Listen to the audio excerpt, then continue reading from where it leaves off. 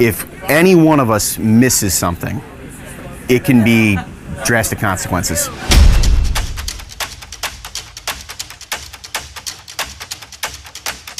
Entire lives of all 30 of us on this trip alone are depending on us doing our jobs. For this trip here, guys were out there at 4 in the morning getting these planes ready to go so that way we could leave Niagara.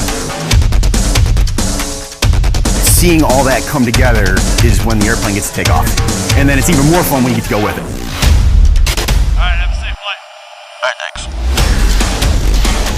So this is where you become a crew chief. You don't become a crew chief back home. You come on the road when you get to go to different places, and that's when you're really doing your work. And that's where you're gonna really learn how to do it. Coming to maintenance, you're gonna go all over the place.